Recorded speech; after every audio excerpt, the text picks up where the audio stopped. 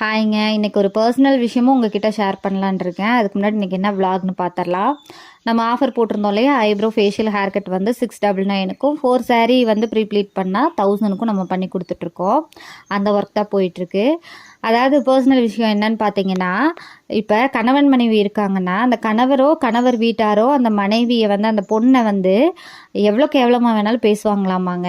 எவ்வளோ கேவலமாக பேச முடியுமோ, எவ்வளோ தரைக்குறைவாக பண்ண முடியுமோ அந்த அளவுக்கு எல்லாமே பண்ணி அந்த பொண்ணுக்கு ஒரு மென்டல் ப்ரெஷர், டார்ச்சர் கொடுத்து எங்கே போனாலும் அந்த பொண்ணு மோசம், அவள் செய்கிற வேலை மோசம், இப்படியே பேசி பேசி அந்த பொண்ணை கார்னர் பண்ணி அந்த பொண்ணை வந்து அப்படியே ஒரு தப்பான இமேஜில் கொண்டு வந்து நிப்பாட்டிட்டாங்க.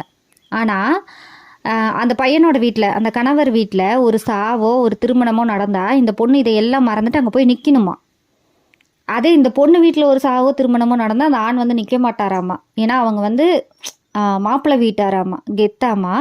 ஆனால் இந்த பொண்ணு மட்டும் இதையெல்லாம் மறந்துட்டு போய் நிற்கணும் அப்படிங்கிறத இந்த சொசைட்டி சொல்லுது. என்னன்னா, செத்த இளவு கூட வரலன்னு சொல்லுவாங்கல்ல, அந்த பேரை வாங்கிக்காத வந்துரு அப்படிங்கிறதும், இவ பாரு இளவு கூட வரல, இவெல்லாம் என்ன பொம்பளை, இவெல்லாம் மனசாட்சியே இல்லாதவ அப்படின்னு அந்த பெண்ணை தான் தப்பாக பேசுகிறாங்க. நான் என்னங்கிற, பேசினா பேசிட்டு போங்க. ஏன்னா இது பர்சனலாக எனக்கு நடந்துச்சுங்க, அதனால் நான் சொல்கிறேன். பேசினா பேசிட்டு போங்க.